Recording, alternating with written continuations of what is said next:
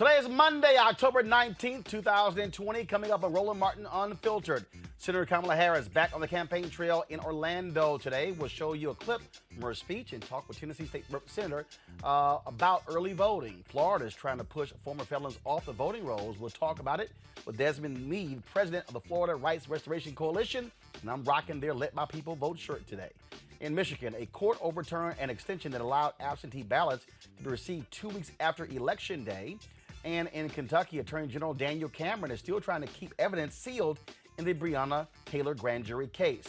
Eddie Glaude Jr. is here today to talk about his new book, Begin Again, James Baldwin's America and its Urgent Lessons for Our Own, plus new anti-Trump ads to show you, plus Patti Austin, Sheila E, Brenda Russell, and Terri Lynn Carrington are here to talk about Twist 2020, a new voter initiative. And also, the Alphas have put together a great new video about voting, targeting black men, put together by Benny Boone, the movie director.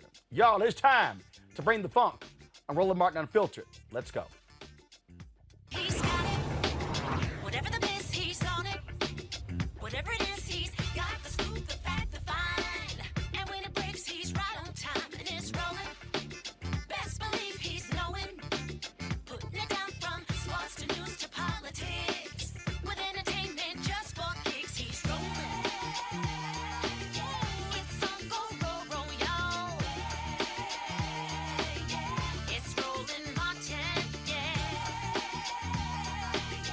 Rolling with Roland now. He's funky, he's fresh, he's real, the best, you know he's Roland Martin now.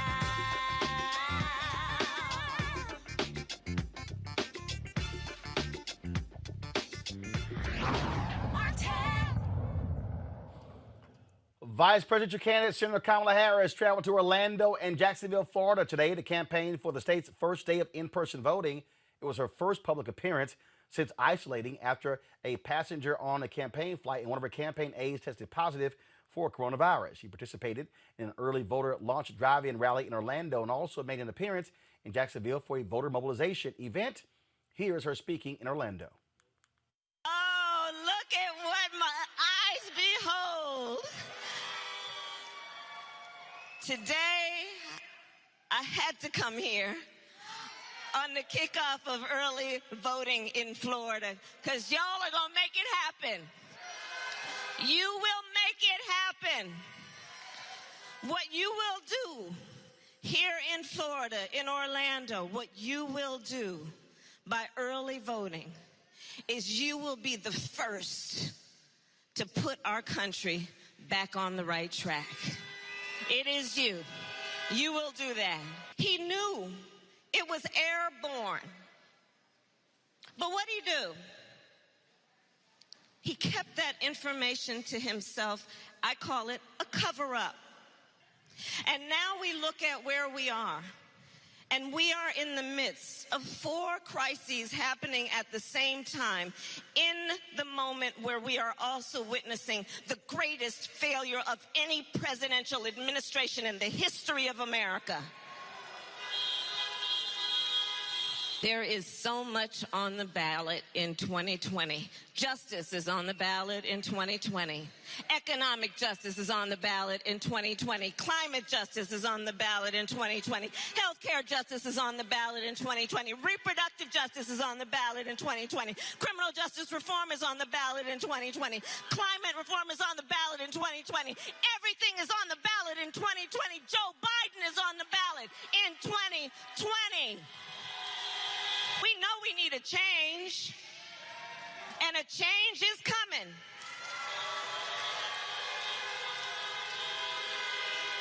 You know, when we see these examples of people trying to make it difficult for folks to vote, and it's happening all over the country, people trying to suppress the vote, Donald Trump trying to confuse people about the integrity of our voting system, trying to suggest that you can't trust it. Right? But we know better, and we know when somebody's trying to play us. We know when someone, is trying to pull the wool over our eyes, trying to discourage us, trying to deflate our enthusiasm. trying to suggest to us that we don't matter. We can see that. We know that. That's not new to us. And in the face of these moments, we ask ourselves then a question: why are so many powerful people trying to get in the way of us voting? Why are these powerful people trying to suggest we can't trust the system, putting in place laws that are designed to suppress the vote, trying to purge the voter rolls, trying to make it difficult? Why are they doing that? And the answer, of course, we know is this: because they know when we vote, we win. When we vote, we change things. We make it better. We know our power. We know our power. They know our power. They know our power, and we know our power. And that's why we're all here today, because we know our power. And folks, that is going to be a huge part of this election. Joining us right now is Tennessee State Senator Ramesh Akbari, co-chair of Tennessee Future Caucus. Glad to have you on Roland Martin Unfiltered. This is going to be obviously, look, forget all the polls right now. It's going to be a close election. I'm looking at a New York Times story right now showing that Republicans are seeing significant gains in 3 critical states. What is that? You heard Senator Harris right there. What are you also seeing there in Tennessee to get people to understand every vote does count? People can't simply assume they're leading in the polls. It's all good. I can just rest. Well, we're working really hard. I think that people are excited. Over 95% of the folks who voted early last go around have already voted. So it's a big deal. We're letting them know, listen, it's important to vote for the top of the ticket for Biden Harris, but there are also down ballot races that we're depending on their vote as well. And obviously, messaging is important, but also I think it's critical to be very specific when it comes to policy. You heard Senator Harris there saying, this is on the ballot, this is on the ballot, this is on the ballot. And that to me, I think is really, really, really important for people to understand. You have to link policy with voting. Otherwise, voting for the sake of it, that's not going to get the disaffected person. No, you're right. It's not enough to say, well, vote because your ancestors fought for it, or vote because you're a Democrat, or this is the most important election of our lifetime. You have to focus on issues. So in our case, healthcare is on the ballot. What real plan does does Donald Trump have for Black folks? I mean, he has parted out the platinum plan, but that's not something that's realistic. What has he done while he's been in office for HBCUs? I mean, these are things that we have to focus on. A woman's right to choose. Those all sorts of things are on the ballot. Do you want someone who mocks those who protest, who stand up and say, enough is enough, I can't breathe? Or do you want to vote for a candidate that understands that our best days are still ahead of us, that we don't need to go back to a time where folks' voices were not able to be heard, and certainly at a bare minimum understands that you have to have integrity and honesty when you're in the office of the presidency? Obviously, we are seeing with us 2 weeks away, 15 days away, how this is going down. So I'm very curious to see there in Tennessee. You got a sister who's running for the United States Senate, but you also have there are people who's in Tennessee. I've heard people in Tennessee and Alabama who say, you know what?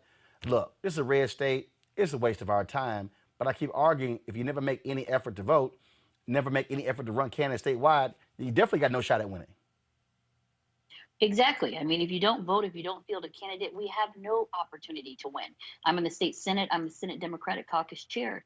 We have a small caucus, but we have folks running in every single district. We have to show up and show out and let folks know, hey, there are more Democrats in these red states than it's been made to see. We're not as red as we seem. We're just gerrymandered that way. 44% of the folks who voted in the last statewide election in Tennessee voted for the Democrat.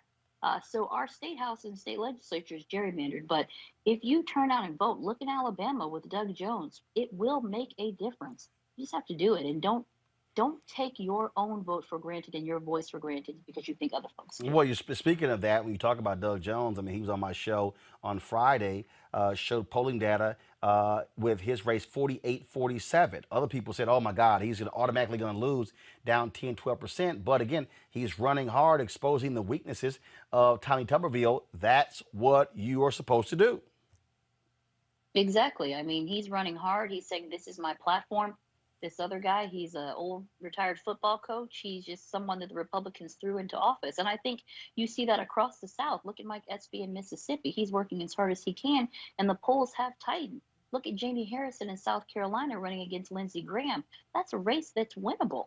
So I think in the beginning, folks took it for granted, and they thought it was just almost a novelty that these candidates were stepping up to run in these majority red states. But I'll tell you, folks are fed up. I've talked to several independents just today that said, listen, I've been a Republican, I've been an independent. I don't like what's going on this other side, and I'm going to vote for a Democrat. And I think it's anecdotal, but you hear that across the country and across the South. So I say run as hard as you can, because you just don't know what's going to happen on November the 3rd. One of the things that maybe you could help me with this here, and I'm just totally confused by it. Donald Trump has consistently talked about what he's done for black people. He mentions First Step Act. He mentions these things. I don't understand why Democrats aren't embracing the First Step Act themselves. It passed by a Democratic House. It was strengthened by Democrats in the Senate. And it's as if, well, because he signed it, I don't want to campaign. I'm going, why are you giving this guy all of this runway on an issue that does not happen unless Democrats make it happen in the House? It makes no sense to me. I mean, that's true. I think part of the reason might be because the Democrats, we don't think that it went far enough. But certainly that was a tremendous achievement, and it could not have happened without Democrats. It didn't go far enough, but it still was something that has led to the decrease in prison population on the federal level. My deal is you take advantage, you take credit for something you did. I agree. Like you said, it couldn't have passed without Democrats voting for it. So I agree wholeheartedly. And it's not embracing Donald Trump. It's embracing the concept of the legislation and the real impact that it's had on folks' lives. He's the one that's painting and parading it around as if it's something that he did. But like you said, without the Democrats in the House, it could have never happened. Absolutely. Well, look, it's going to be a very close election. I keep telling people, don't believe any of these polls. Do what you have to do to vote. Register, vote, because that will determine who wins and who loses, not a single poll. Exactly. Do not listen to the polls. We were all fooled in 2016 listening to the polls. You have to vote. Black men, black women, young, old. It does not matter if this is your first election. I tell folks in my district, in my community, take your friends, take your family, take your enemies. It does not matter. Just be safe. Mask up. Make sure you bring your ID if you're required to do that, and cast your ballot. Have your voice heard. People, it would not be so powerful and so important. People would not be trying to block it. So do your part. Make sure that you are not ignored. All right. Tennessee State Senator Ramesh Akbari. I certainly appreciate it. Thanks a lot. Oh, yeah, my pleasure. All right, folks. Here are a new round of viral ads targeting Donald Trump as we go down to these final 15 days of this election.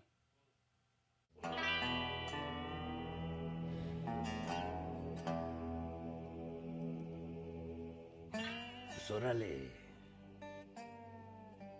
We are Latino men and women in business, and we're proud to be part of the greatest country on the earth, the United States of these Americas.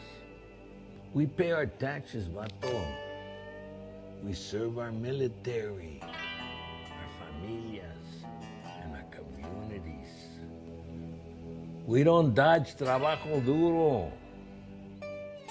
We don't dodge the military, and we don't dodge taxes. So why would we vote for a tax dodger, a draft dodger, and a man with no regards for our familias? This election, we're dodging you, pinche Trump. ¿Qué nos crees? Pendejos. Pues órale. The Lincoln Project is responsible for the content of this advertising. Hate crimes in the U.S. jumped again. The El Paso attack was the deadliest at the hands of a white supremacist in half a century. One of the largest upticks in the history of hate crime reporting. Knock the crap out of him, would you? The suspect yelled the word Trump as he hit the East African man. Part of the problem is nobody wants to hurt each other anymore. More than 50 criminal cases where Donald Trump was explicitly invoked in relation to violent acts. When you see these caravans, this is an invasion. A racist manifesto poster claimed this attack is a response to the Hispanic invasion of Texas. The president and his words appearing in scores of police reports and courtrooms. The irresponsible rhetoric of our president, who has used the pulpit of the presidency to divide us by race and color, has made America a more dangerous environment than, frankly, I have ever seen. Really, American PAC is responsible for the content of this advertising. Most of us never voted for a Democrat in our lives. Never thought about it. Because most of us are lifelong Republicans. But we're Americans first. We understand the character and experience and frankly, the empathy required for leadership. Because we've seen it firsthand when we all served with the 43rd president. But come election day, every last one of us on this team is voting for Biden. Let's put Joe Biden in the White House. He'll be a solid 46.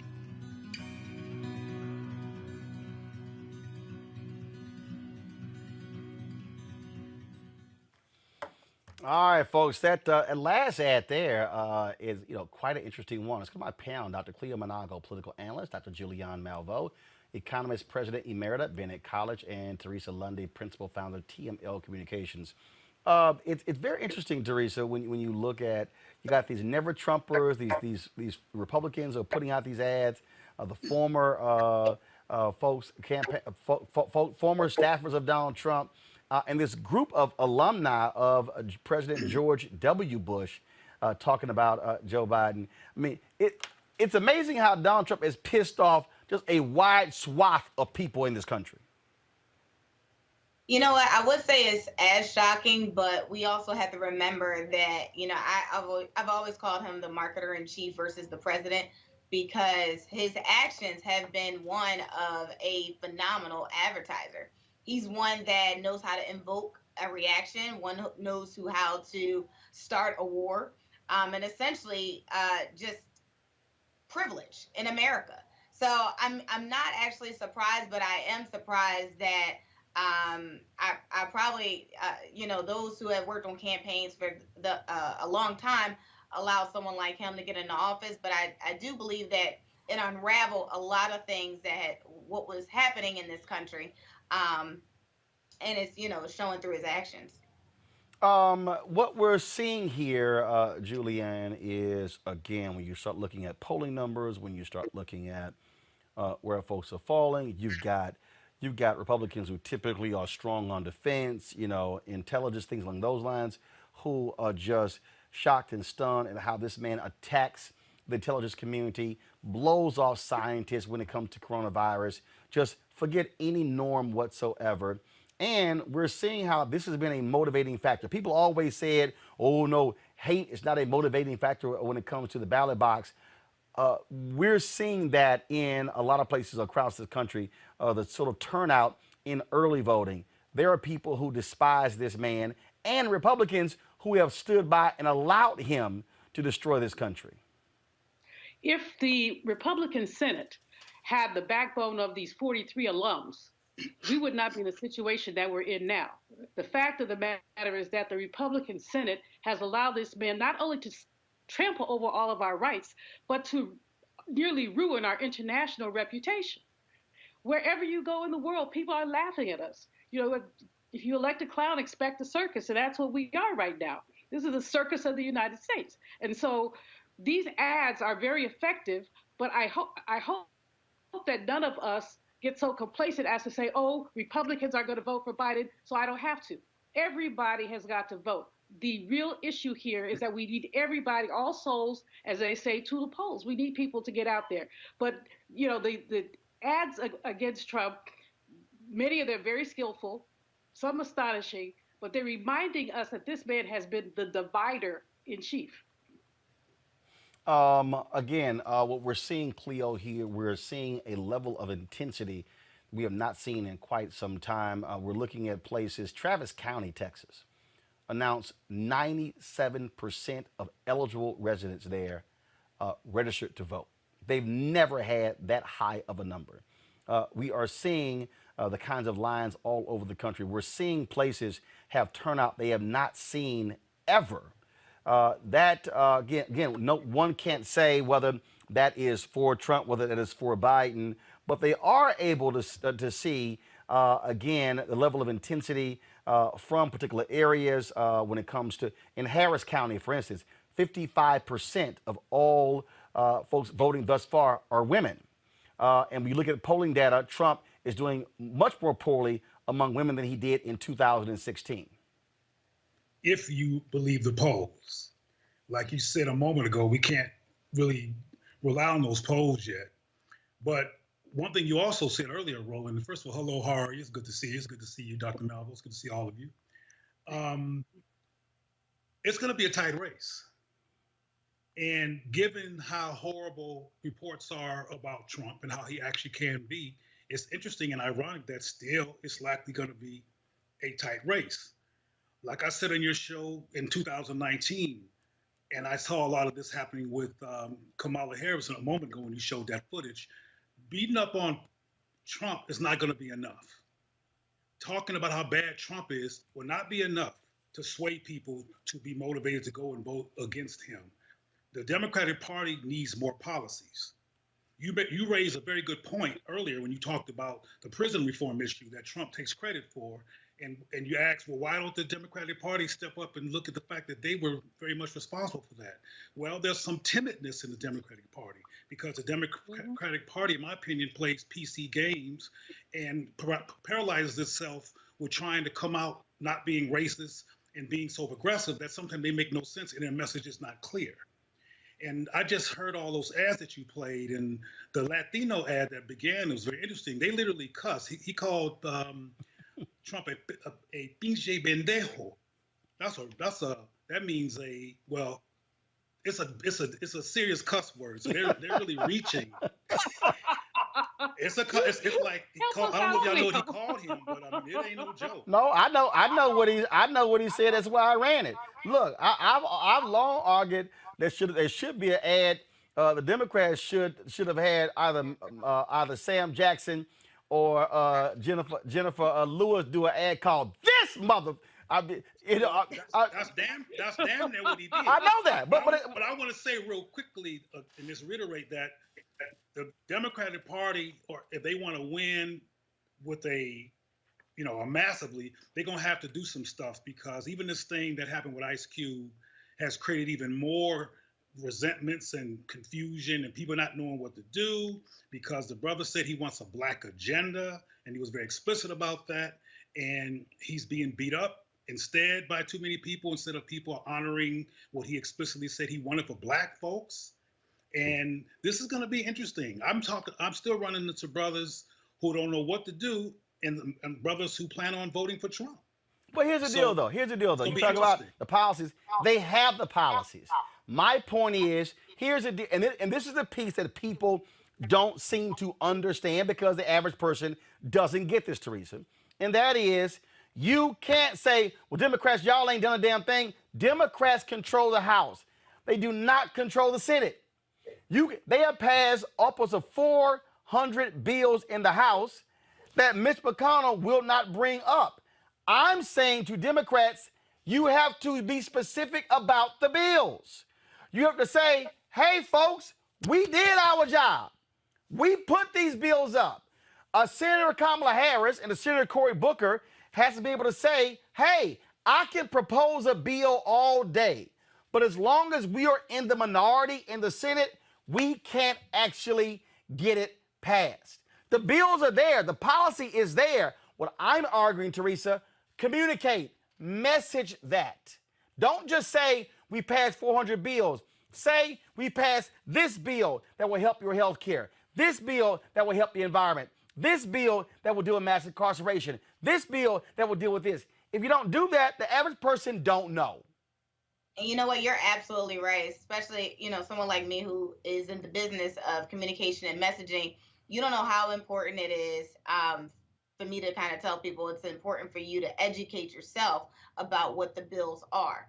I think that is the best strong suit for the House representatives is to tout their record on a daily basis. Not just one time when they pass it, not put out one press release, but continuous outpouring so people actually internalize what they've done. And then they wouldn't have so many issues when it's time for their own reelection. Understanding that they do control the House and not the Senate should also entice people that they need to flip more seats.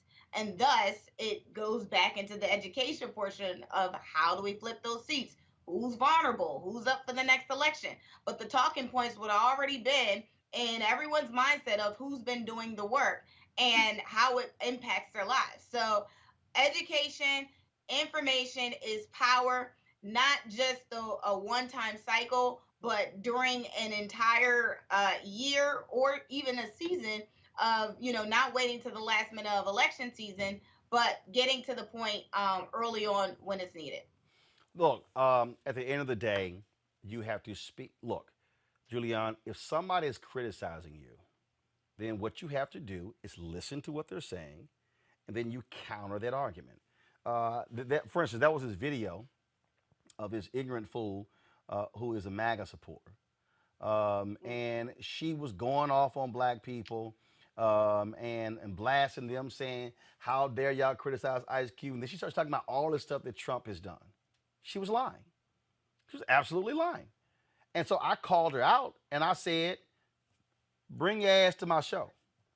I'm like, if you actually believe it, bring your ass to my show and we can talk about what you said. She lied about the whole issue when it comes to HBCUs and the black unemployment issue.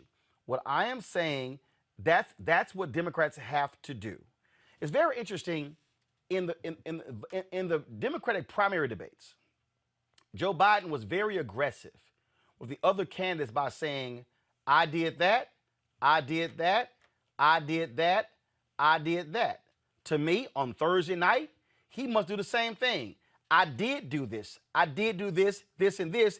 And when I'm president, I'm going to do this, this, this. Be very specific for those folks who are straddling the fence. Well, I think that Cleo made a really important point about the timidity in the Democratic Party. We see it all the time. I mean, Democrats are not tooting their own horn. They should be. McConnell should be getting confronted literally hourly. When you look at the HEROES Act that Nancy Pelosi has talked about, the House passed it. The House passed $3 trillion worth of aid. So if people are sitting here now saying, I don't have any money, Democrats put legislation in that would make a big difference. But Democrats somehow seem to be short on something, backbone. Or, I think about when President Obama was first elected and he tried to compromise with the Republicans. And what we ended up with a lot less relief in terms of the recovery bill because he tried to compromise with these people. Democrats are too nice.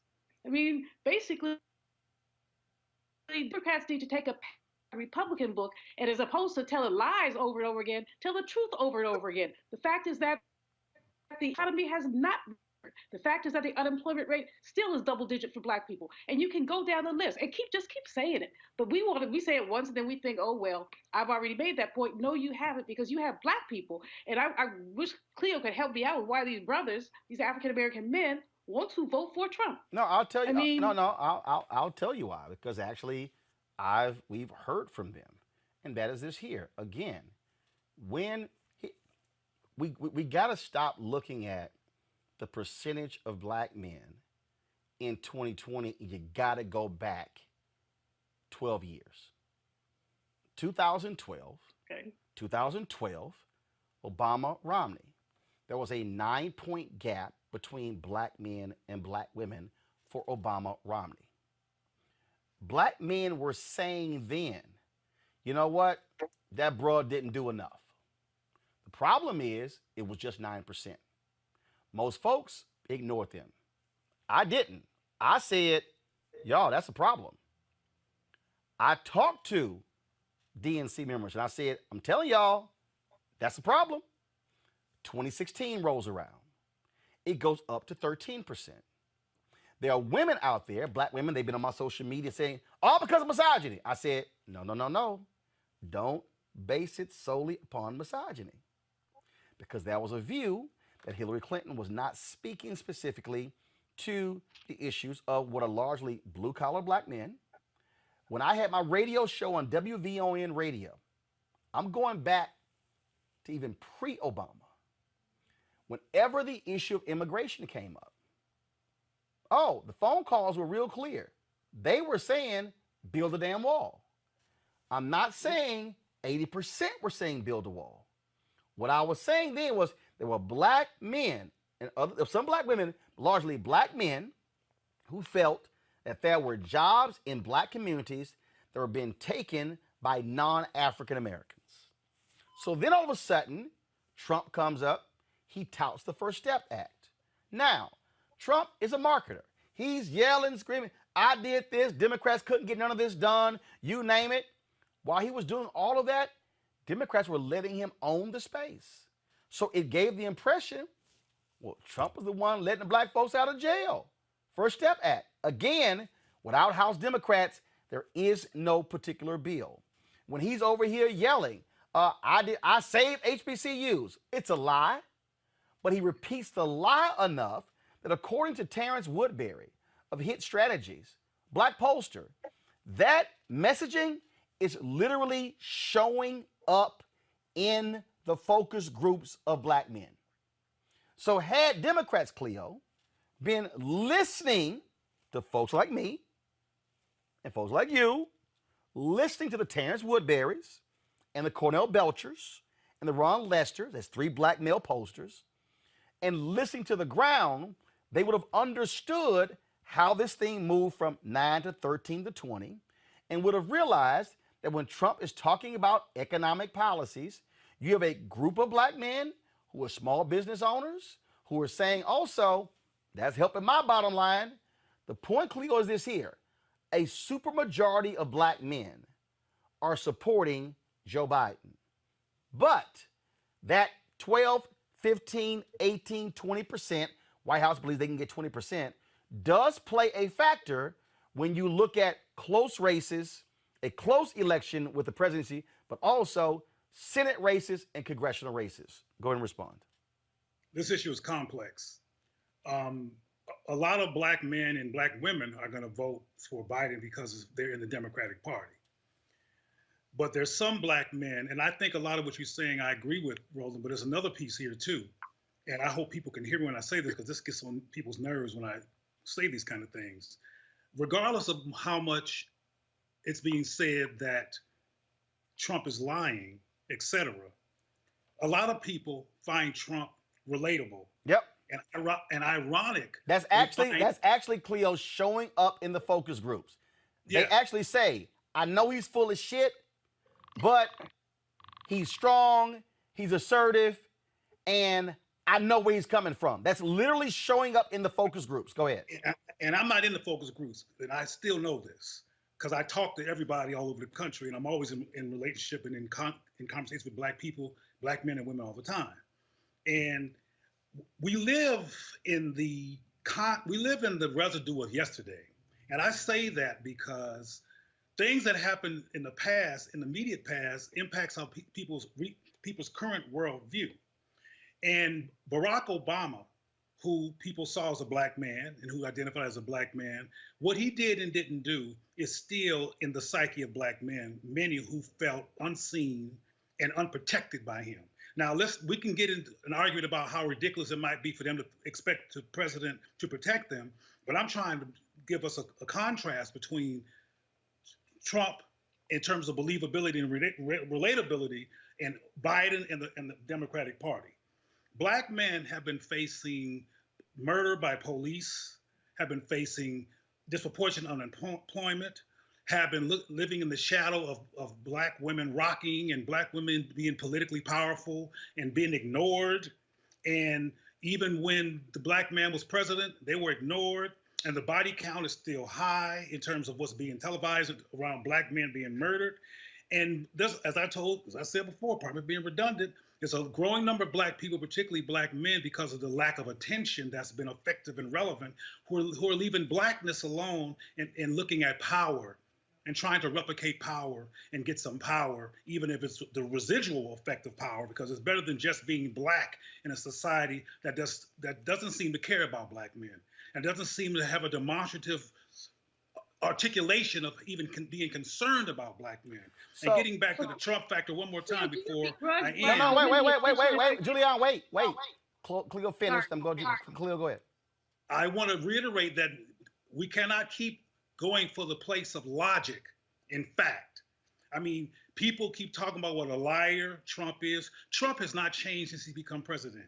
He's the same dude that was grabbing vaginas that most white women voted for. He's still the same guy. He has not changed up. So that he's a scoundrel is not the point. People are looking for something that looks straight up.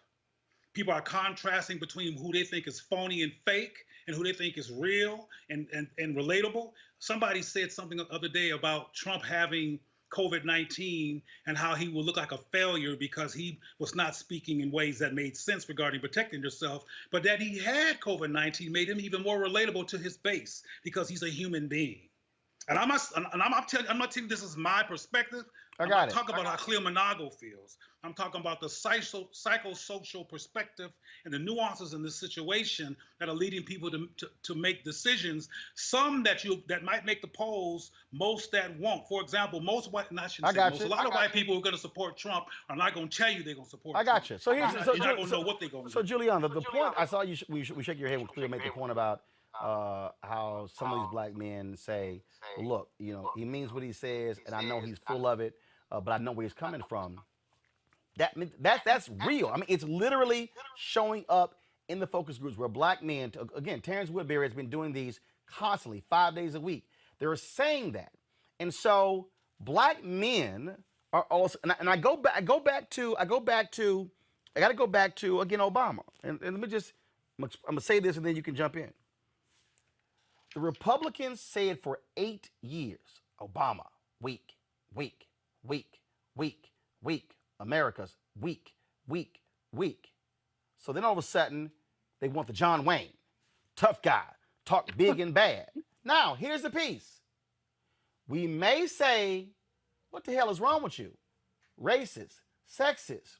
But the reality is, and I need people to understand this because I have said this specifically about one of the reasons why black men are attracted to a message from a Farrakhan versus some preachers on the point of strength. And you can't ignore that particular point, how somebody responds to that manliness, that macho tough guy, and it's reflected in the polls. I'm arguing you don't write those voters off because they could be the margin of winning or losing. Julian, go ahead. Well, I wasn't writing them off, and I'm not saying you are. I'm not saying you are. I'm saying the party can't write them off because those are still persuadables. Go ahead. We can't write anybody off. I mean, that's the lesson of this election. We wrote a lot of people off. Democrats wrote a lot of people off in 2016. Democrats didn't spend money in ethnic media until it was very late. They ignored Detroit. They ignored Milwaukee. And we paid for it. Democrats paid for it. But what I was shaking my head when Cleo talked about black women's organizations, Black Women Rising, Black women have been working very hard and have made major contributions. I was just curious as to whether he was begrudging that attention. No, he wasn't. I wrote a piece this morning about Black Girl Magic and about some of the things that are going on. And it seems that there are many, many people who are extraordinarily threatened by the prospect of black women. I mean, when 45 called Kamala a monster, he was calling her scary. But here's what's scary. When brilliant black women do what we're supposed to do, that's scary to a whole lot of people. Again, And unfortunately to some black men as well. That if I can. Okay. First of all, here's the deal. I'm gonna let this continue for 3 more minutes, and I gotta go to my next guest. So please keep your answers tight. Go. Sure. I and a lot of the men I'm talking about, Juliana, are not begrudging black women. I want to make it real clear that that's the conclusion to come to. That's not necessarily correct. What's going on is this is a society that, in disproportionate ways, some of it is on video, kills and murders black men, dismisses black men, objectifies black men, criminalizing black men. And while that's being ignored on a demonstrative level, there's all this rocking and voting and magic going on among women. It's not simply a begrudging of women. There seems to be a lack of balance between two groups that have been oppressed, that are not affirming each other or talking directly about each other or caring about each other's struggle in the society or each other's gifts. And the black girl magic, black girl vote mantra celebrates women, and I have no problem with that at all. I want to make it clear, I don't begrudge that at all. But there's a gap. And there's a gap. And what in terms of attention to black men. And what Julian is saying, which I can agree with, is that black women are saying, get the fuck out of here. Patriarchy has been real. Black women were completely diminished during the civil rights movement. Black women have been constantly diminished. And so now all of a sudden, you got some brothers who got an attitude because sisters are demanding a level of respect and attention. But Now, Roland, no, Cleo, I'm not done. Cleo, I'm not done. What I'm arguing is that I absolutely understand the point you just raised. I understand what Julian said and what I just laid out. What we still have to contend with is the reality of what someone says and feels. And now the question is, how do you counter that, Teresa, politically, to be sure that you're messaging to multiple people?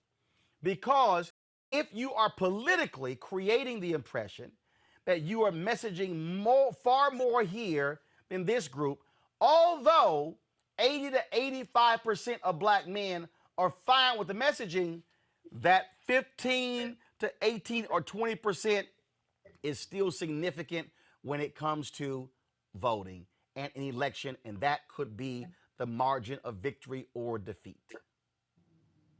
Politically, you're absolutely right. There has to be a strategy, and I've seen campaigns from statewide and federal races.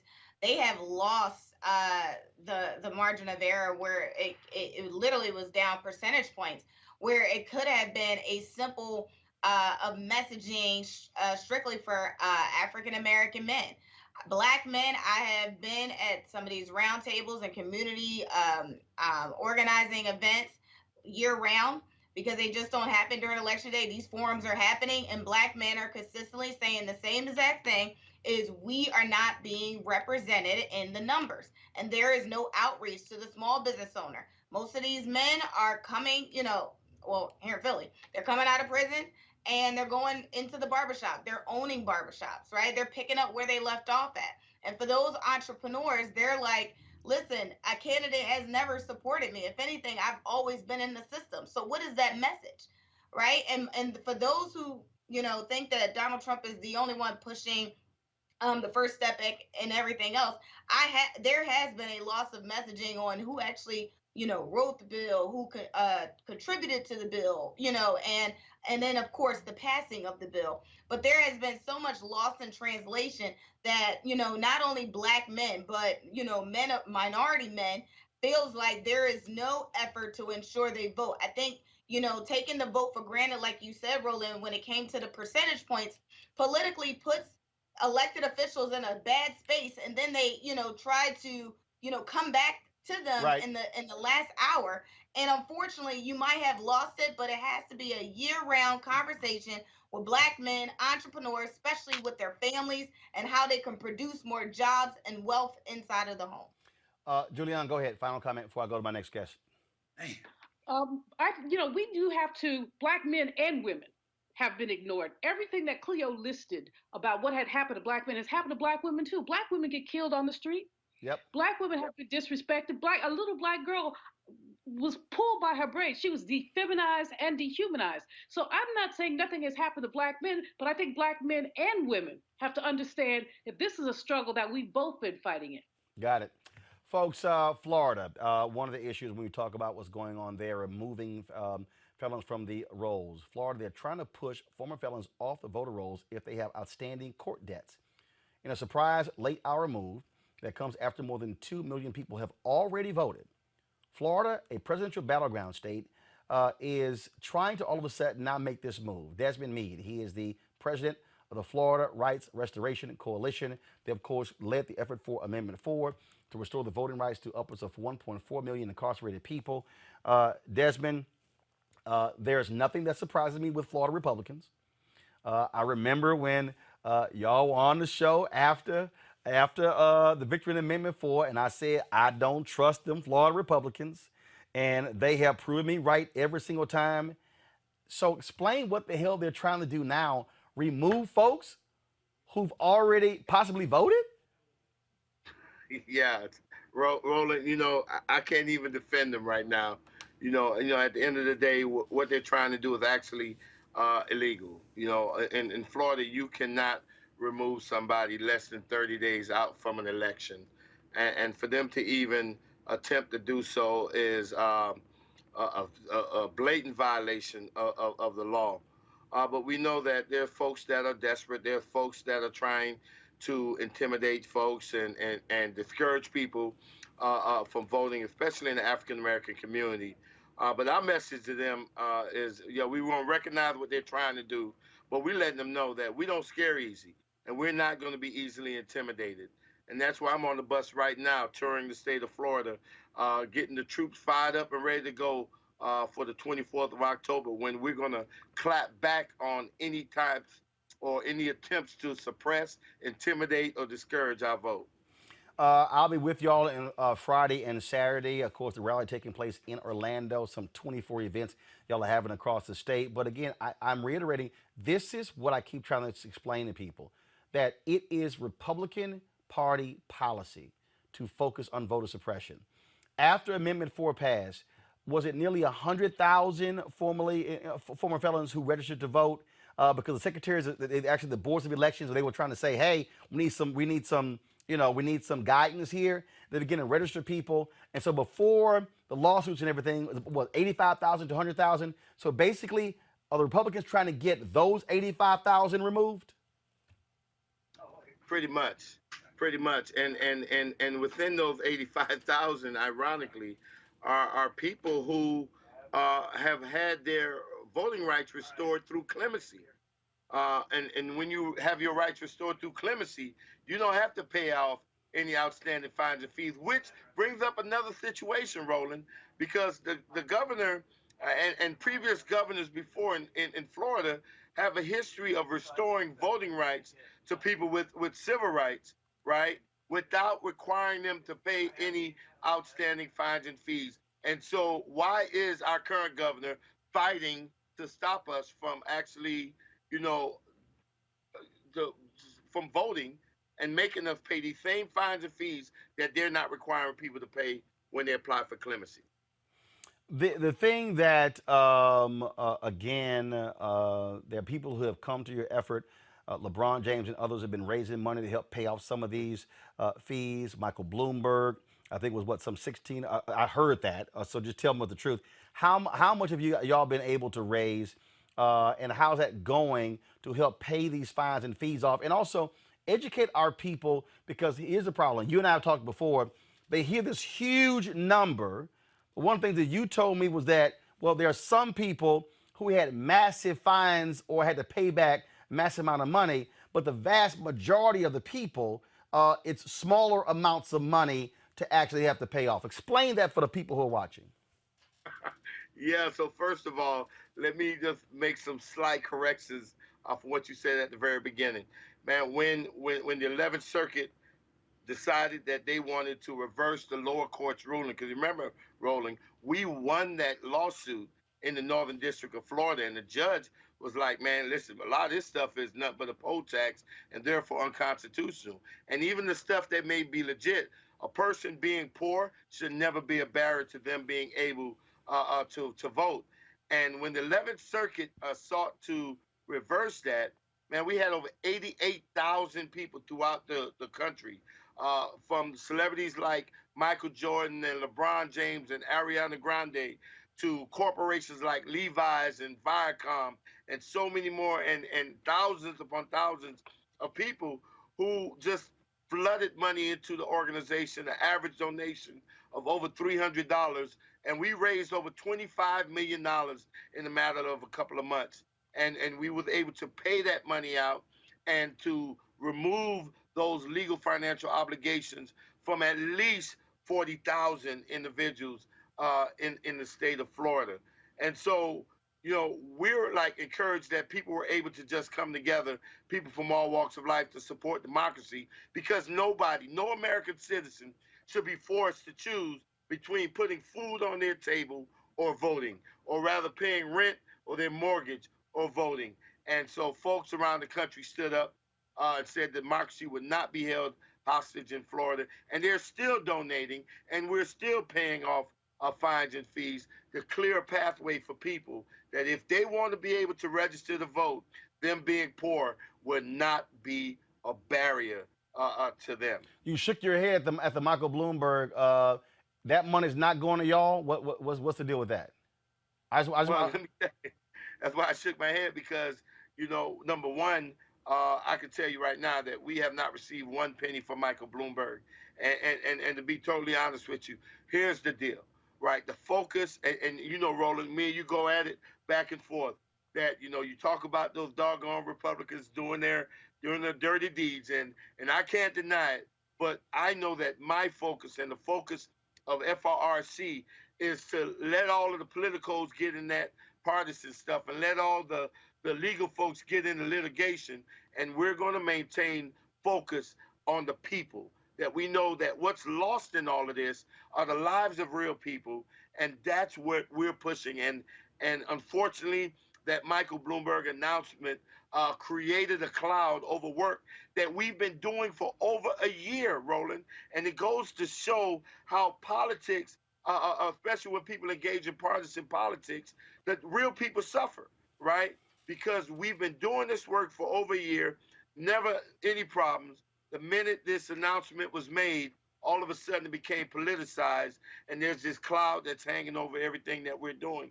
But we're moving forward because we didn't even receive a penny from Michael Bloomberg. The money that we got was from patriots across the country that wanted to free democracy here in Florida. I want to ask you this question here. You may have heard the conversation we had before. There's been a lot of conversation about that in terms of Democrats needing to appeal more to black men. How the Trump campaign, they believe, they told me this 2018, that they believe they can get upwards of 20% black men. What are you hearing? And granted, you're a nonpartisan group, but what are you hearing, and what should the Dems be saying to these brothers? Because these are the folks who you're talking to. I mean, listen, at the end of the day, let's keep it real. We have suffered under both regimes, right? And I think that, you know, the Dems or anybody should be doing exactly what is required of people like me that have previous felony convictions. Because once we're convicted, right, when we try to move on with our lives, the whole world wants us to first of all do what? Say that we're sorry for the crimes that we did, right? And we promise to be better or to do better in our lives. And I think that that's something that we don't hear from people. It happened in 2016 with Hillary Clinton, that people are not addressing the people who they have impacted most by their policies. You've seen it even with Mike Bloomberg. At the end of the day, people that have supported or created policies that have caused trauma to the African-American community, they think that they can just give a donation to the NAACP and all of their sins are forgiven. And that's the wrong answer. Not in this day and age, that they have to have direct communication with the people who they've caused the most harm, right? And they have to apologize for that. And they have to show some type of remorse, right? But at the end of the day, Roland, when I look at Florida, what I see more than anything the biggest winners are going to be people with previous felony convictions. You know, I'm telling my folks that, listen, when we go to the polls, right, there's a lot behind that. That when you go to the polls, you don't go for any one man. What you go for is yourself, because it's only when we show up, right, that people will listen. If we stay at home and don't come to the polls, then politicians are not going to care what's happening in our community. They're not going to care too much about what's going on. But when we show them that we're able to show up and show up in great numbers, right, they have no choice but to listen to us. And we've seen that play out just a few months ago during the Super Bowl, when the one advertisement that Trump had, right, he could have picked immigration, he could have picked the economy, he could have picked all kinds of things, but he chose criminal justice, because even he is smart enough to know that the sleeping giant is awakening, and that returning citizens, not only in the state of Florida, but across this country, are rising up, right? And Amendment 4 has been a great stimulator, a great catalyst in creating this movement. And I'm going to tell you right now, we have enough returning citizens that's on the roster right now to make a distinctive impact on the outcome of this presidential election. So both sides have to pay attention, and both sides need to speak to the needs that impact, or the issues that impact, the African-American men, the African-American community, and returning citizens. So I just want to be clear before I press send on this tweet. You just said it. So when the announcement was made last month that billionaire Michael Bloomberg was going to give $16 million to pay off to a fund to pay off the fines and fees of individuals who were formerly incarcerated, that was supposed to be, I'm looking at an NPR story, that was supposed to be with your organization. You're saying y'all have not received any of that money from Mike Bloomberg. To date, we have not received any donation from Michael Bloomberg. Have they contacted y'all? Have y'all heard from him or his office? Well, listen, let me tell you. I just want to be clear. But no, I want to be very clear. We have, but one of the things that I know is that we are focused on moving forward. We are focusing on the people that have reached out and have given, and we have focused on the returning citizens that we're helping with these funds. That's number one priority. Right now, I can tell you right now, because of everything that's going on in Florida, don't have time to sit around and wait to decide when somebody's going to give or if they're going to give. Right? We only have enough time to make sure that we engage every last one of the 1.4 million returning citizens, and those that are registered, we want to encourage them to show up at the polls, especially on October 24th, right, to have our voices heard. That's number one priority to me. I got it. Desmond Meade, I certainly appreciate it, man. Thank you so very much. Thank you for having me. All right, man. And I like the shirt you're wearing. Well, of course, y'all gave it to me, so you know, and so I'll be looking to be rocking a new one when I come into town on Friday. I'll be doing the show, of course, from there. And again, we look forward to the big rally, the social distance rally, be having in Orlando. We'll be live streaming that right here on Roland Martin Unfiltered. We'll have the hat and the wristband waiting for you too, as well. All right, sounds good, Desmond. I appreciate it. Thanks a lot. All right, my brother. All right, folks, got to go to a break. We come back, we'll talk more about this upcoming election, 15 days away. Also, in the second half of the show, we'll talk to 4 powerful sisters, including Patti Austin and Sheila E, about the power of voting. All of that next, right here on Roland Martin Unfiltered. A society of male domination and chauvinism, in a society where there's been for 400 years so much sexism and racism, so much economic cruelty and oppression. The conventional perspective of history excludes too much of the history of cruelty. James Baldwin spoke about the bloody catalog of our history. That bloody catalog is more influential today in many, many people than any other facet of American history. And it's blind, it is invisible, it's unseen, and therefore many people yield to it. Hey, South Carolina, it's Magic Johnson. In 2016, almost 7 million black men didn't vote in the election. And I get it. It's tough to believe in a system that keeps letting us down. But we can't push for progress if we don't vote. Bruhs, please vote early before November 2nd. If you need a free ride to vote, use promo code VOTE2LIVE-SC in your Lyft app. Visit votetolive.org for more information. Paid for by Collective Future. Hi, I'm Israel Houghton with Israel, a New Breed. Hi, I'm Carl Payne. Hey, everybody, this is Sherry Shepherd. You're watching Roland Martin Unfiltered, and while he's doing Unfiltered, I'm practicing the wobble. Yes, I am. Because Roland Martin's the one, he will do it backwards, he will do it on the side. He messes everybody up when he gets into the wobble, because he doesn't know how to do it, so he does it backwards. And it just messes me up every single time. So I'm working on it. I got it. You got Roland Martin.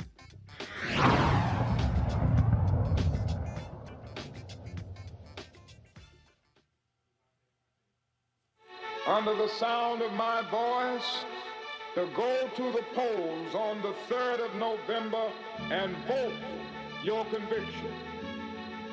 Suffice it to say that we stand in one of the most momentous periods of human history.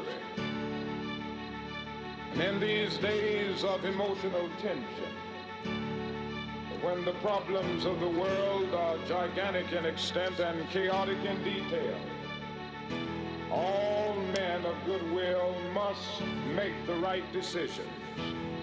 Whether America will take the high road of justice and peace, compassion for the poor and underprivileged, or whether this nation will tread the low road of man's inhumanity to man, of injustice, of short-sightedness.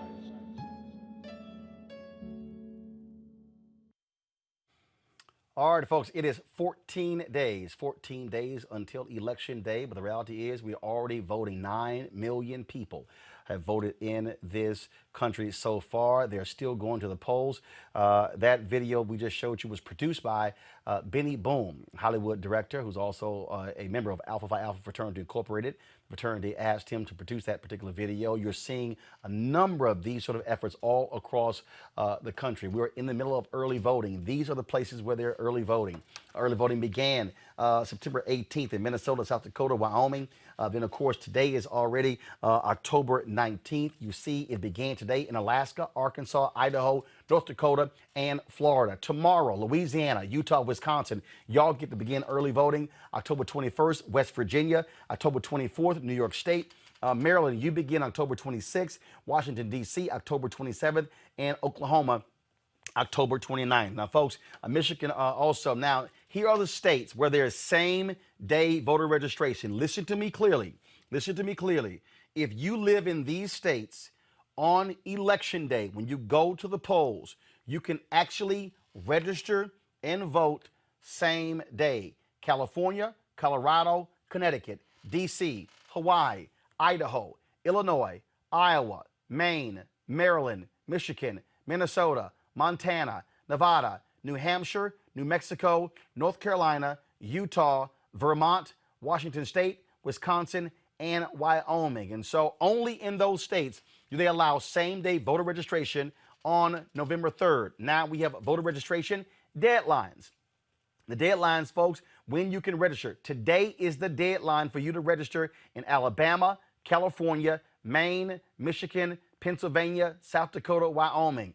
Folks, those 4 through the 16th, we can remove those because we don't need those now. Utah, your date is October 23rd.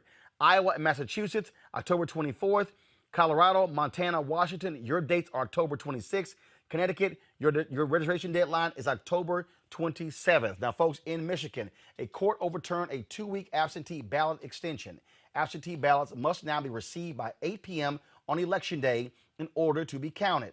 The lower court ruled last month that ballots could be counted within 2 weeks of Election Day as long as they were postmarked by November 2nd. However, the state's appeals court decided differently.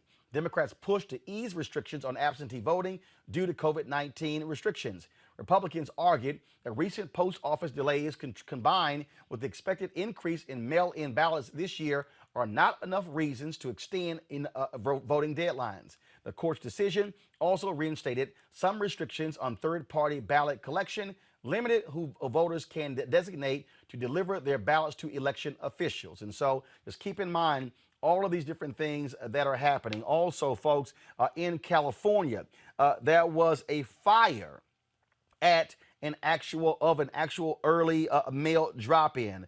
And so I'm trying to show you that in a second. And so the ballots were severely damaged. And so folks have been talking about that.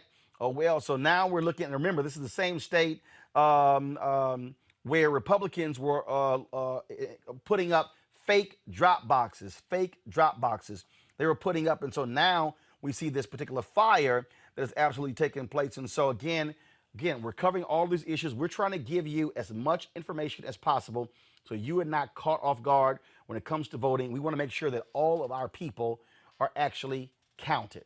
Now, folks, during this election season, you have seen a number of video clips and also memes and quotes of James Baldwin, someone who was very vocal about fighting for freedom for black folks in this country. In his latest New York Times bestseller, Begin Again, James Baldwin's America and Its Urgent Lessons for Our Own, Princeton professor of African American Studies and MSNBC contributor Eddie Glaude Jr. looks at James Baldwin's life and work and relates it to the world we're living in right now. Eddie Glaude Jr., glad to have you on the show. Eddie, when we think about what Baldwin said, I often say when you look at King's book, Chaos or Community, where do we go from here, Chaos or Community, that you literally, if you just listen to what he says and writes and what King writes, you swear they're talking about 2020 and not 1965, 67, or 68. Absolutely. Particularly Baldwin responding to the country's betrayal. When we talk about 63 and 64 and 65, March on Washington, Civil Rights Act, Voting Rights Act. But 68, as you know, Roland, this is the election of Richard Nixon. By 72, re-election. What do you get? You get the hard hat rebellion. You get the so-called forgotten American, the silent majority. You get the debates around school busing, the violence in Boston and the like. So Jimmy lives long enough to see the country turn its back. And in some ways, Roland, after the assassination of Dr. King in April of 68, he collapses. He tries to commit suicide in 1969. So he has to try to figure out how to pick up the pieces. And this is why, 1972 in his important book, No Name in the Street, is so important to me, because it's a book that's really centered around trauma, wound, and trying to answer the question, now, how do we pick up the pieces and roll this damn boulder up the hill again? We are engaged in a very vigorous battle here. We are seeing the results. I used the hashtag we tried to tell you in terms of what Donald Trump was going to be.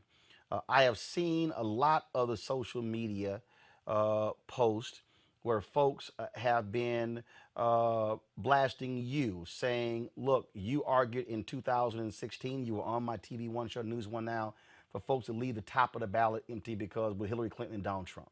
And I've seen you respond to folks. So talk about that. Talk about what you wrote in your book in 2016 and what you're writing in your book now.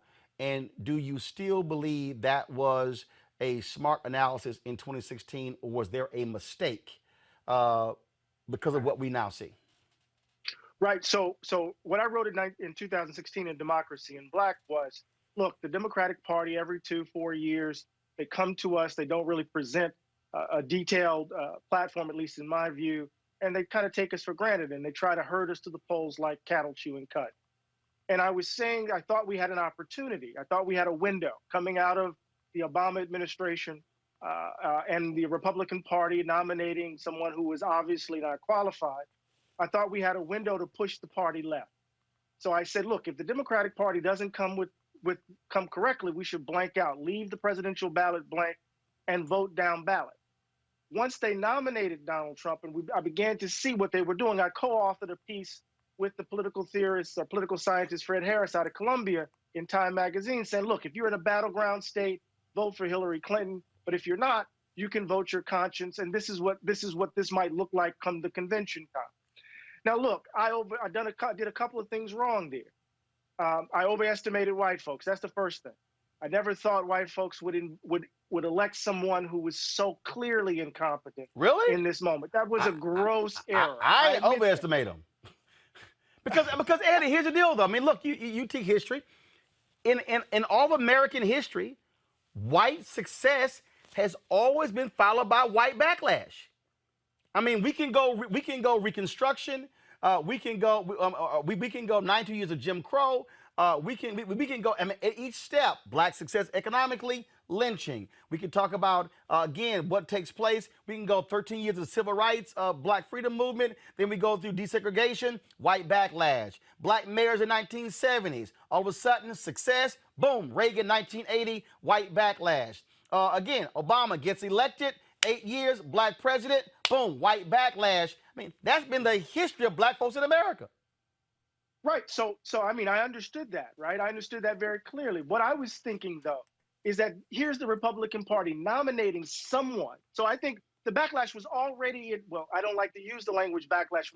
White supremacy was already rearing its head aggressively before they nominated Donald Trump. We got the vitriol of the Tea Party. We got voter ID laws and voter suppression running rampant throughout the country. We know this, right? But when they nominated someone, you know, a reality television show, a TV actor, when they nominated someone so grossly unqualified, someone who was clearly unprepared, and in some ways, Roland, not in some ways, was too stupid to be the president of the United States, I thought we had an opening. So in Begin Again, what I do is I write I basically said I made a mistake. I made an egregious error. I should have known better. I should have known better on a number of different levels. But the main thing is Baldwin confronted something similar that I was confronting when Clinton was running in 2016. Baldwin, remember, most people think of Jimmy Carter as this extraordinary president for black folk. But in the 1979 campaign and 1980 election, black folk were lukewarm about Carter.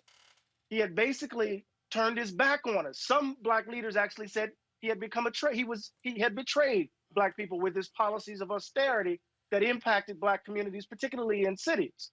And so what you saw was a depressed voter turnout. And in some ways, the fact that black folk didn't turn out led to Ronald Reagan being elected. But Baldwin writes a piece where he says, sometimes you don't have anybody to vote for. Sometimes you're only voting to buy yourself some time. And in Begin Again, I said I should have known, given that I'm a lifelong reader of Baldwin, I should have known that lesson. And I made a mistake, and I admit it. One of my panel, I want y'all to get ready to ask questions of Eddie Glaude. Eddie, and folks, again, put the book up again. We're talking about Eddie Glaude's a new book, New York Times bestseller, book that brings James Baldwin in real life. Begin Again, James Baldwin's America and its urgent lessons for our own. One of the things that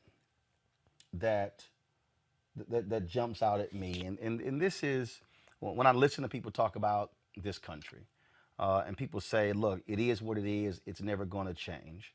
Right. I remember reading interviewing Harry Belafonte, and one of the things he said to me was, he said, this is the reason I have stayed. He said, because essentially I am going to fight to make America be the country it says it's supposed to be. Baldwin confronted that very question. And black folks have always been the ones to save the nation from itself. Black folks have been the ones to actually show America what democracy looks like, show America what compassion looks like, show America what forgiveness looks like. And so what do you say, though, reflecting through the prism of Baldwin, to young voters who say, I don't believe that my vote can make a difference, and so I'm going to march for change and fight for change, but I'm going to check out of the voting process, even though the marching I'm voting for is to get the politicians to change policy, but I'm going to check out of the very system that can elect folk who agree with me. It's like those two things are at war with each other. Right. I think this is the important point. I think oftentimes when we hear that sort of argument, there is a judgment, and it's a substantive and reasoned judgment, I think, at times, that the political system is bankrupt, that it's not really delivering anything for Black and poor people, that we have politicians who we elect, who then turn around and become captured by the political process, that we are a captured electorate. I can go on and on and on. What we need to understand is that the vote is one of the most important tools in our political arsenal. It is not the only tool, though. So every 2-4 years, there are elections at the national level. Every year, more than likely, there's an election. Every other year, there's an election at the local and state level.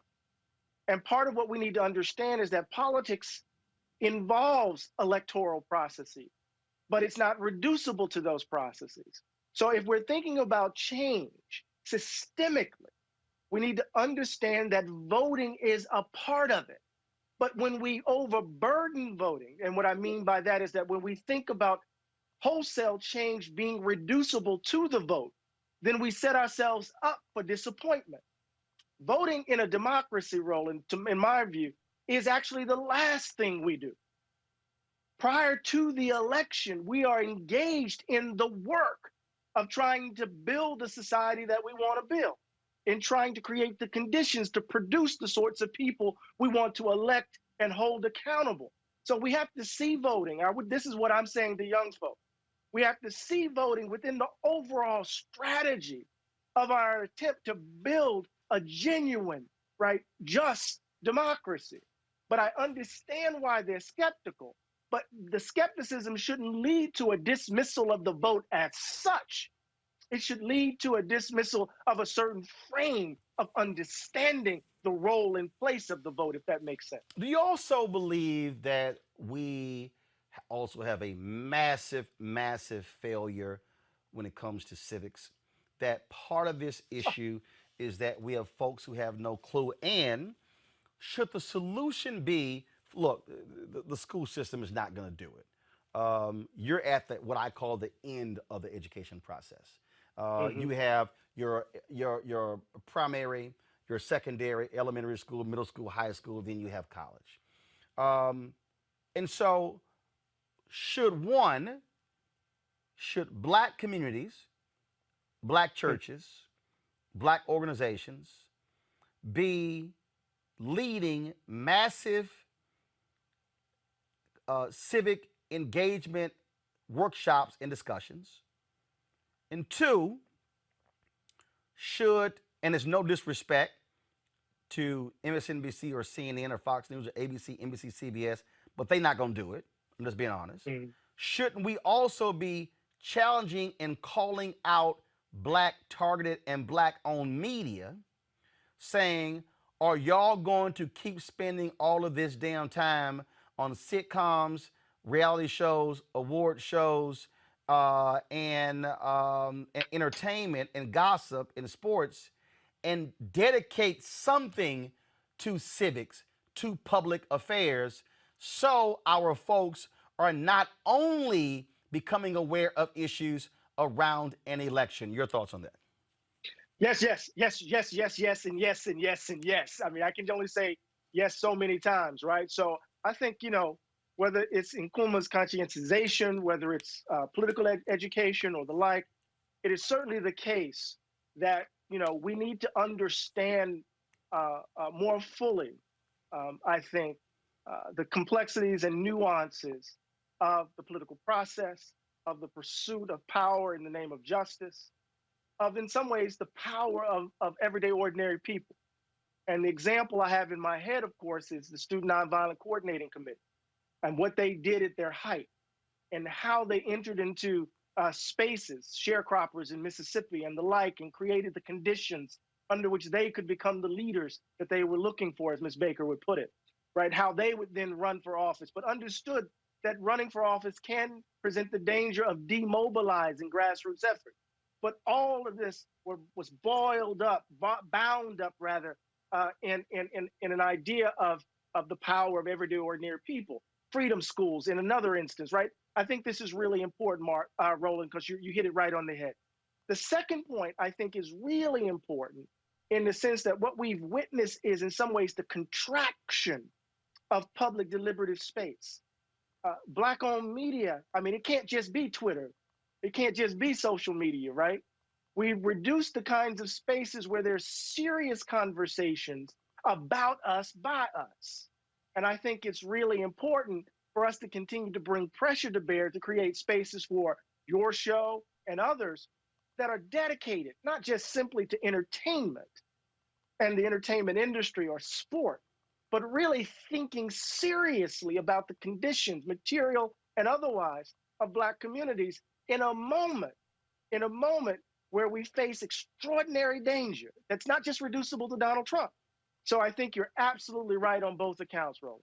I want to go to my panel for questions. I'll first start with Teresa Lundy. One, I can't wait to get your book.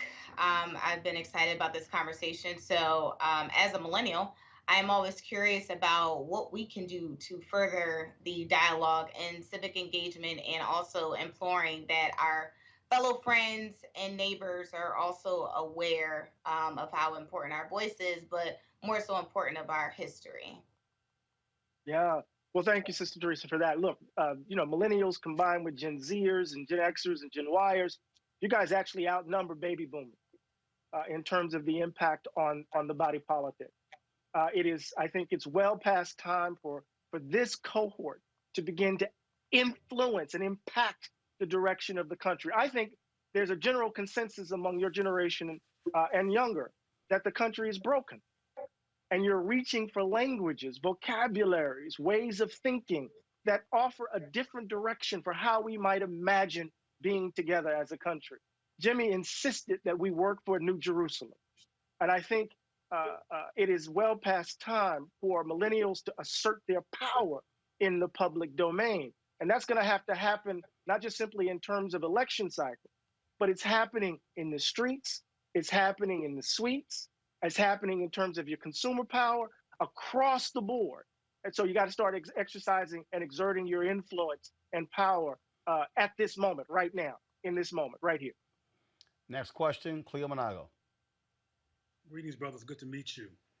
Greetings, brother. I have an analysis that I would like to get your perspective on, but I want to also just preface it with the fact that the myth of white supremacy on a systemic basis is perpetually moving the pole and working towards staying in power, and doesn't have just one strategy. They have many, many strategies. And it's my perspective that we have not been equally strategic as a people so we could actually win going in the future. However, obviously you are going into the past when you write about Jimmy, because Jimmy is a person who lived in the past, and I guess you bring in him into contemporary life to bring the relevance of that. Earlier, I'm not sure if you were around when I was talking with Dr. Malveaux, and she talked about what women have gone through, and I want to get your analysis on this. It's my perspective that today's young men live in a different world. They don't live in a world that is as blatantly patriarchal and disrespectful of women in terms of the dismissal of them as the civil rights movement was. They live in another reality where there's all kinds of different gender this and gender that, and women doing things. And the reality is not the same, and they're ahistorical. Is it your perspective from your experience with these young people that they are ahistorical? It's my perspective that they're ahistorical, so they don't relate to the framework that Dr. Malveaux is talking about in terms of, talking about black men now, in terms of how sexist black men were. They're looking at their current reality, which feels and looks different, and do not have a perspective of a harsh patriarchal past. What is your perspective of that? And the strategy issue. Yeah, I would not describe these young folk as ahistorical. I think many of them are definitely trying to connect their particular movement with a tradition that constitutes the wind beneath their wings. I think that many of the young leaders of Black Lives Matter, for example, and remember, Black Lives Matter is a complex phenomenon. It's not just one thing. It's like Black Power. There were a number of different organizations that fell under the rubric of Black Power. Black Lives Matter is similar. There are a number of different organizations that fall under that label or that slogan, but it's a sentiment that cuts across all of the different political formations.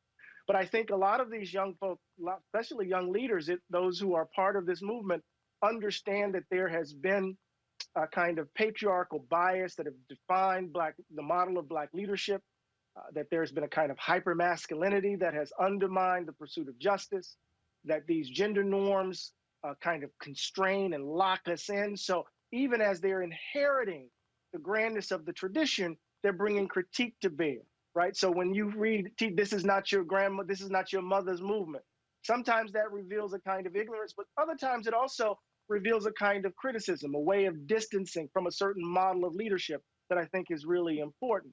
So, in Begin Again, I start chapter 1 with Jimmy in a meeting, with Baldwin in a meeting with SNCC students at Howard. And they were chopping it up until the sun came up. And Baldwin said to them at the end, he said, "What I ask you that you promise your elder brother that you don't believe what the world says about you. And I promise you that I will never betray you." And when Kwame Ture, Stokely Carmichael, wrote his autobiography with Michael Thelwell, he said, Baldwin never betrayed them. My relationship to the young organizers and activists is that we need to support, we need to offer our encouragement, we need to be in solidarity with them, and create the conditions under which, or help create the conditions under which, together with them, we can bring about a more just world. So they're challenging in the streets. Some of them are challenging politically as they organize, but I don't think they're ahistorical, if I understand your question, Doc. I don't think they're ahistorical, at least not all of them. Julian Mavo. Hey, Eddie, how you doing? It's good to see you. Hey, Julian, good to see you. I'm a big Baldwin fan. Love him, love him, love him. So I'm looking forward to seeing your book. And when you talk about him chopping it up all night, I don't have time to share the story about how I met him in a bar in New York. And we ended up getting put out the bar and sat on a park bench and continued the conversation. Because the brother really could talk. One of my favorite Baldwin things is the collection of essays, The Price of the Ticket. And the title essay, The Price of the Ticket, really talks about what white people give up in order to be white. In other words, that they give up their nationality, they give up, in order to be white, they have to shrug off their Irishness or their Italianness or all of those things. And I think that he had a profound understanding of whiteness in a way that many African-American people and scholars do not. And in that understanding of whiteness, I think that perhaps where some of his despair actually came from. Now, he wasn't consistently despair, but you get some despairing moments in some of his essays.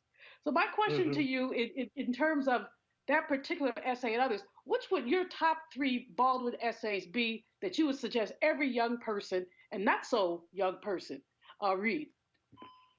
Wow, that's a hard one. But let me just say this, Julian, you're absolutely right, Dr. Malvo, right? So at the heart of Baldwin's corpus is what I call this revolutionary inversion. And that is, he's going to insist that the problem ain't us. The problem ain't Black people, right? To put it in my Mississippi way, right? And that is to say, he says, I never thought of myself as the N-word. You called me the N-word. And the question you need to figure out is, why did you need the N-word in the first place? Come on. So then he says, I'm going to give the N-word back to you. And then ask the question, who's really the N-word, baby? Right? So Baldwin flips it. That's really key. So the problem ain't us. It's this conception of whiteness that's rooted in this belief that because one is white, one ought to be valued more than others. And until we uproot that, we're going to find ourselves on this racial hamster wheel over and over and over again. So the 2 or 3 essays that I would suggest, of course, Fire Next Time is really important. White Man's Guilt, 1965 Ebony piece, is critical for his understanding of history. But let's just put Fire Next Time aside. So I would go White Man's Guilt. As Much Truth as One Could Bear is a wonderful essay written in 62. And then I would say read To Crush a Serpent, which was the last essay published in Playboy magazine, where Baldwin goes at the evangelical right, the moral majority, and offers a vision of salvation and love that is so profound that it's an extraordinary sermon that I think suggests what he was thinking about as the cancer was ravaging his body. So I would say, again, As Much Truth as One Could Bear, White Man's Guilt, and To Crush a Serpent. But ask me tomorrow, I might give you 3 different ones. I can't read your book. Eddie, last question for you. Sure. And that is, I want to get your perspective on everybody's been weighing in on my interview with Ice Cube, talking about his contract with Black America, having a conversation with the Trump folks as well. Want to get your thoughts on that. And there are those who say we should not be criticizing him. There are others who say he was wrong as well. I'm of the opinion, first of all, no one is beyond criticism. I've gotten criticized from different people as well. The moment you choose to step into the political arena, you're going to make yourself susceptible to criticism. Just your thoughts on what you've heard and all these different things around that issue. You know, Roland, at the heart of it is a problematic conception of leadership. You know, Du Bois worried about it in Souls of Black Folk. He says when leadership is chosen from outside of our community, right, it undermines the very democratic process. He was referring to Booker T. Washington in that extraordinary essay of Mr. Booker T. Washington and others. And so part of what we need to kind of interrogate here, whether you agree with Ice Cube or not, is what is his conception of Black leadership? How is he thinking about his relationship to everyday ordinary folk? What authorizes his voice? Who gives him the power to speak on behalf of X, Y, and Z? And so I think it's really important as we kind of step into this next phase of Black politics, of Black life in this country, that we really give voice to, and Roland, this echoes something we talked about earlier in this segment, we really give voice to a more robust conception of Black deliberative space, where we are actually engaged in vibrant debate about what is best for, you know, Black communities across the country, understanding that folks are going to come at it from different directions. So what bothers me is the hubris evident in the action, right? As if Black folk are just some homogeneous blob that anybody can just step forward and represent. What is Ice Cube's, who is Ice Cube's constituency? Who holds him to account? Who is he responsible to? Right? It goes beyond just simply having a love for Black folk, right? It has it is tied up or bound up with who is one accountable, who are you accountable to and responsible for? Folks, the book, please show it again, by Eddie Glaude Jr. The book is Begin Again, James Baldwin's America and Its Urgent Lessons for Our Own. The final question I asked is of every book author. I can't believe I forgot about it. Every book author has a wow moment. A wow moment when they're researching a book, when they're writing it, when they're going through things. What was your wow moment when you were writing this where you just went, oh my goodness, wow, that's crazy? What was it? Oh, wow, so many. You know, there was one, I'm in the Schomburg. I'm in the Schomburg going through Jimmy's papers, right? And there's this, you remember those little memo pads, Roland? Yep. And Julianne, where you could write they're about this big and you could write on them? Yep. I come across a little memo where Baldwin, scribbled a note to Robert F. Kennedy after his brother was assassinated. And it's a note on behalf of Harry Belafonte, Lorraine Hansberry, Jerome Smith, all the folks who met with Bobby Kennedy in '63, earlier that year, right? And Baldwin is saying to him, let me grieve with you. Let us grieve with you. We know what the suffering is. That's what we were trying to get you to see. And it's consistent with Jimmy's notion that suffering is the bridge. And I remember reading that in the file and just going, oh my God, this is something else. And it sent me back to, the artist's struggle for integrity. It sent me back to a whole range of essays, but it was one of the many wow moments I had, working my way through over 7,000 pages of work. All right, Eddie Glaude Jr. I appreciate it, man. Thanks a lot. Thank you, Doc. Take care of yourself and stay safe. Yes, sir. Thank you very much. Real quick to our panel here, I want to get your thoughts on this. Very surprising decision coming down just moments ago from the U.S. Supreme Court. I'm going to start with you, Teresa, since you are there in Pennsylvania.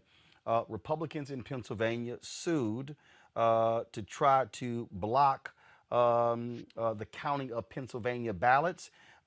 This is, I'm going to sit here and just blow this up for a second. So control room, hold on one second. This is the Tweet from Ari Berman, who covers these issues of voting rights for the nation. Big win for voting rights. Supreme Court says Pennsylvania ballots will count if received by Friday after Election Day. Roberts joins liberals. Thomas, Alito, Gorsuch, Kavanaugh dissented.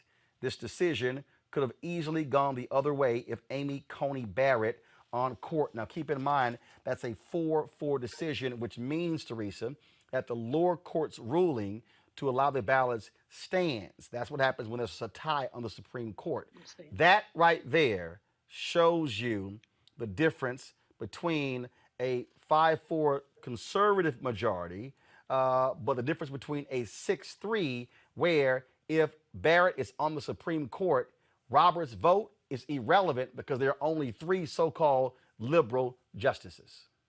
Absolutely. And you know what? I've been getting texts this entire time about the great work that our friend and client, Senator Sharif Street, has led this effort, who is also the vice chair of the Pennsylvania Democratic Party, along with Representative Congressman Dwight Evans and Representative Malcolm Kenyatta, and the works. But this has been a collaborative effort that first started in Pennsylvania Supreme Court. So when that judgment went down, and Republicans tried to make a case that obviously did not fall through, they then decided to elevate it to a court that they feel like it was their own and that was going to be their own benefit. But I'm glad the law actually made its way through the minutia that the Republicans were trying to do. And now, again, PA, we all know, is a battleground state. But this is part of why elections matter when it comes to picking your judicial nominees. We have to make sure that, this is a, 4-4 decision. If Amy Barrett was on the Supreme Court now, we can assume that she's wouldn't vote in our favor. But a lot of her past conversations that she had during the Senate process has shown that it probably wouldn't have been. But this is a great victory for Pennsylvania and for those who are residents. Cleo, one of the things when you look at this particular decision here, when you talk about the Supreme Court, I'm always talking about connecting the dots. There are people who say, I'm going to ignore the top of the ticket, I'm going to ignore the president, but this was a Pennsylvania decision, a decision that then went to the federal court. Same thing happened in Texas. When a federal judge ruled that to allow for the expansion of mail drop boxes, they were overruled by a 3-court panel on the 5th Circuit Court of Appeals, all Trump appointees. Donald Trump has appointed nearly 1/3 of all appeals court judges in America. So, for all the people out there listening and watching who don't think these decisions matter, so here you have federal judges ruling on how folks vote in Pennsylvania. Don't think for a second you can ignore the top and say, I'm only going to focus on what's happening in my state. Well, this is an excellent example of the fact that voting both locally and nationally makes a difference. So that's clear, and this is a victory for the people who supported what just went down. But I want to reiterate that we're going to constantly run into these problems during local and national elections. These problems meaning Black dysphoria, Black confusion, Black conflict around what to do until we deal with what Black people are dealing with and going through. Because what the Democratic Party has going forward now is the history of Black people being Democrats, not Black people loving a Democratic Party or feeling like it's really been supportive of the Black community. And Black people are falling off that party because the mantra that you keep hearing is that they keep asking for our vote without giving us anything and just taking us for granted. This problem is going to grow. Congratulations to Philadelphia for what they've done, but the problem with Black people regarding the disorientation around what to do and relapsing into the wrong hands because of a lack of clarity and guidance, that's going to still be a problem for us because there's still a lack of clarity and guidance around where Black people's agenda is in concrete ways in these parties. All right, Julian, final comment. Well, this is wonderful, Teresa. Congratulations to you and your clients. This is wonderful news. But again, I mean, I agree with both Cleo. And Teresa, what we're looking at now is a situation where we're about to put a woman on the highest court. She's 48. She will be there for another at least 30 years, unless something else happens, but we're not going there. So she's going to be there for a long time. And she spoke in favor of voter suppression in her Supreme Court hearing. She talked about originalism in her Supreme Court hearing. And so what we see here is the continuation of voter suppression. And so, Cleo, while I don't think all people need to be, Black people need to be Democrats, nor do I think that the Democratic Party has been cool consistently with Black people, I think that Democrats could make a case as to what the difference has been in terms of who were those judges who basically said, yes, we'll continue to count the ballots. Who are the judges in Texas, as Roland said, all tribal appointees who said, no, we're not going to allow any wiggle room. And so the Democratic Party, while not perfect, let's not let the perfect get in the way of the good. Democrats aren't awful either. And they're a lot better than the Republican Party from where I sit, economically, politically, socially, and in every other way. Julian, Cleo, Teresa, I certainly appreciate y'all joining us on our panel today. Thanks a lot. Thank you. Folks, coming up next, we'll talk voting with Sheila E, Patti Austin, Brenda Russell, and Ms. Carrington. All of that next. Roland Martin Unfiltered. I think that the millennials are now beginning to understand that there's a difference with elected officials and how they handle public policy, and there's a difference between those who just want a title and want some perks and a little upward mobility, and those who are saying, hey, this is who I am, like me or not, I'm gonna tell it like it is, and if that means I don't win my election, then so be it.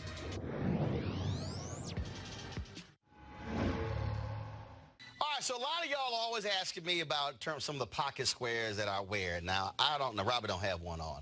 Now, I don't particularly like the white pocket squares. I don't like even the silk ones. And so I was reading GQ magazine a number of years ago, and I saw this guy who had this pocket square here, and it looks like a flower. This is called a shibori pocket square. This is how the Japanese manipulate the fabric to create this sort of flower effect. So I'm going to take it out and then place it in my hand so you see what it looks like. And I said, man, this is pretty cool. And so I tracked down, it took me a year to find a company that did it. And so they basically about 47 different colors. And so I love them because, again, as men, we don't have many accessories to wear, so we don't have many options. And so this is really a pretty cool pocket square. Now, what I love about this here is you saw when it's in the pocket, it gives you that flower effect like that. But if I wanted to also, unlike because if I flip it and turn it over, it actually gives me a different type of texture. And so therefore it gives me a different look. So there you go. So if you actually want to get one of these shibori pocket squares, we have them in 47 different colors. All you got to do is go to RolandSMartin.com/pocket squares. So it's RolandSMartin.com/pocket squares. All you got to do is go to my website, and you can actually get this. Now, for those of you who are members of our Bring the Funk fan club, there's a discount for you to get our pocket squares. That's why you also got to be a part of our Bring the Funk fan club. And so that's what we want you to do. And so it's pretty cool. So if you want to jazz your look up, you can do that. In addition, y'all see me with some of the feather pocket squares. My sister, who's a designer, she actually makes these. They're all custom made. So when you also go to the website, you can also order one of the customized feather pocket squares right there at RolandSMartin.com/pocket squares. So please do so. And of course, that goes to support the show. And again, if you're a Bring the Funk fan club member, you get a discount. This is why you should join the fan club. Hey, it's Carrie Washington. Listen, I know that there's a lot that has got to change in our communities, and sometimes it's hard to imagine things getting better. And no, voting will not solve everything, but it is a step forward. So remember, in Ohio, you can vote early in person between October 6th and November 2nd. Plus, if you need a free ride to vote, use the code VOTE2LIVE-OH in your Lyft app. Visit votetolive.org for more info. Paid for by Collective Future.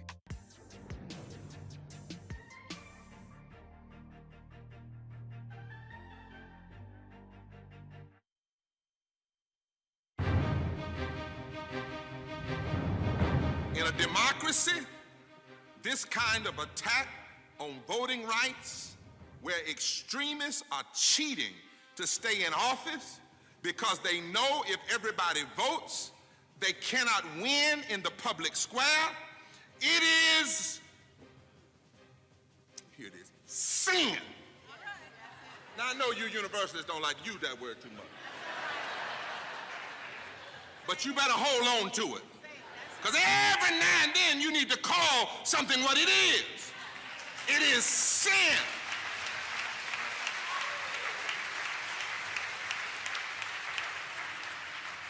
The great prophet Isaiah that my Jewish friends lift up, it has a word, Isaiah 10, verse 1 and 3 says it like this. Woe unto you who legislate evil and rob the poor of their rights. Sin. Paul said, it's sin when you break up and hurt community. It's immoral. And we should be bothered enough to fight back.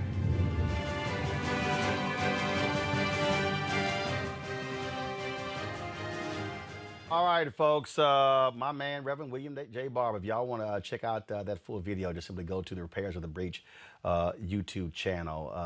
That sermon took place March 6, 2015. All right, folks. In Kentucky, I'm going to read this story here before we go into our next story. Kentucky Attorney General Daniel Cameron and the attorney for former Louisville Metro Police Department officer Brett Hankinson combined forces in a joint motion earlier this week, asking the judge to revoke a previous order to release evidence in the Breonna Taylor case to the public. Their goal is to get Circuit Judge Ann Bailey Smith to either revoke her order to release evidence in the case or seal it until the ex-officer's trial. They argued that releasing files might permanently taint potential jurors in Hankinson's trial and claimed that people involved in the case had received death threats. No, he's been trying to keep that out for quite some time. All right, folks, let's talk about voting, and that is Twist. Tough Women in Strange Times is a voter engagement project by Women for Women. The dynamic women of Twist, performers, musicians, artists, and thought leaders have come together to share their twisted stories. They share their stories in hopes that we will be reminded of our own story, the story that leads us to the ballot box on November 3rd. Watch and listen as some of the Twist women share their stories. I was a teenager when we went from Negro to Black, but Black is beautiful. I sported a big afro. I joined the Black Panther Party. At Michigan State University, I helped serve breakfast to inner-city school children, one of the Panther Party's community service programs. Black power, baby. The struggle is real. It is evidenced all across these ununited states. Police brutality is increasing. Hate crimes are accelerating, lifting the veil on systemic racism. Listen to me. If you want to change what's going on in this country, then you have got to vote. Vote for you. Vote for your family. Vote for us. But vote.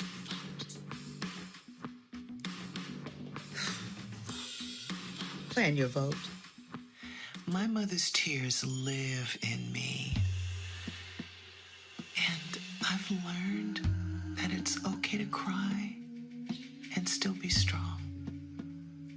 We used to sit around our old black and white television set, and I remember JFK, Malcolm, MLK, and RFK, all silenced. So I honor my mother's tears by not being silent. That's why I vote. Plan your vote. Hi, I'm from Chicago, and I'm an activist. I've been an activist most of my life. I was with the Black Panthers. I started a free breakfast for children's program there. My grandmother was a woman of the world. She was a writer. She was a world traveler. And she insisted that my mother vote. My mother also insisted that I vote. And I insist that my children all vote. And if you're having a hard time trying to think of a good reason to vote, think back on the people that died for us. You gotta vote. Plan your vote Twist 2020. Tough women in strange times. All right, folks, joining me right now is percussionist Sheila E. Also, Brenda Russell, jazz drummer Terri Lynn Carrington, and of course, Patti Austin. All right, folks, how y'all doing? Great. First of all, how Lisa Fisher gonna do her vote video in the sexy, breathy voice? I'm like, is she talking about voting? Hey, we do whatever we do to get you to the polls. That's it. Well, I just sent her a text message. I was like, come on now, Lisa. Like, damn, Lisa. I got news for you, Roland. That's what we said, too. I'm like, Lisa got her video done first, and when we saw it, we freaked out. It was just so sexy and magnificent. I voted 3 times because of it. I don't know about anybody else. So y'all saw her, y'all were like, let me go back and re-record mine. Yeah. Exactly. So Sheila E, I'll start with you. Where did this idea come from? Where did this idea come from to bring these women together? Actually, well, I call her Patti talk about it. Patti and Brenda talk about it because actually Patti actually started this whole idea. So let Patti talk Patti, about it. where it come from? Where did you? How did it come up? It came from just lots of drama going on and having this many things I want to address. And one of them is that the entertainment business has gotten away from acknowledging talent, and it's gotten into acknowledging youth. And we are not getting any younger, the ladies in this group, but we are responsible for an awful lot of music that an awful lot of people have listened to and grown up on. So, and I think that there's a feeling out there that we don't necessarily get along that well, that we don't communicate, but we do. So the first job was to get everybody together to kind of prove that. There wasn't an assigned mission, and I got in a conversation with Brenda when I called to tell her, to ask her if she would participate, and it was amazing because I said, will you participate? And she said, yes. She said, what is it? I said, I don't know yet. She said, okay, call me when you figure it out. So Brenda and I started talking, and I was telling her, you know, everybody that I know that's Black is going through trauma now because we're just realizing all the pain that we carry around all the time, and we have to constantly put it in the closet so it doesn't destroy us, so we can move forward. And with that, she began to tell this magnificent story about her great-great-grandmother. And I passed Brenda on to you so she can give you the Reader's Digest version. Well, my great-grandmother actually was born into slavery. It's okay. Go ahead. She was born into slavery in 1843. And she was a water girl for the slaves. And she was a lookout for the slaves to make sure the overseer wasn't coming while they were kneeling and praying for their freedom in secret. That's what they did.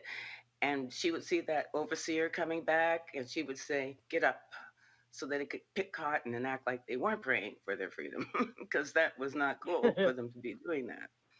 So she was amazing. She lived to be 101 years old, had 11 children, 2 died. And she was amazing. She sent 4 boys to university.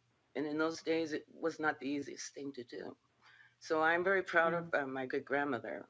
And that's how we bounced into this. And Patti, with her brilliant self, came up with this idea to do this. And I said, yes, we are so doing this because we could set an example for a lot of young people. Let's have this conversation.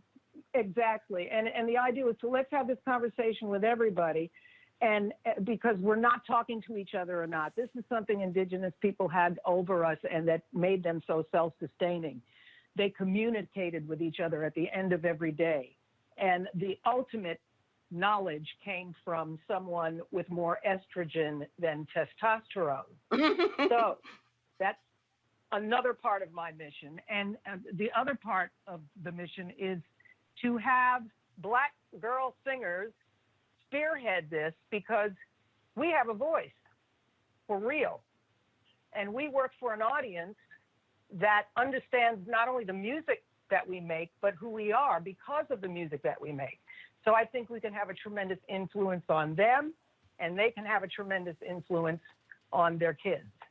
Also, and I'm done for today. You guys take it. You know, Sheila, I think it's important. I think for a lot of people, you know, the video that I dropped last week when I voted in Dallas, where tears rolled down, and it just shocked me. It did as well. I mean, went viral, several million views. People have been blowing my phone up about it.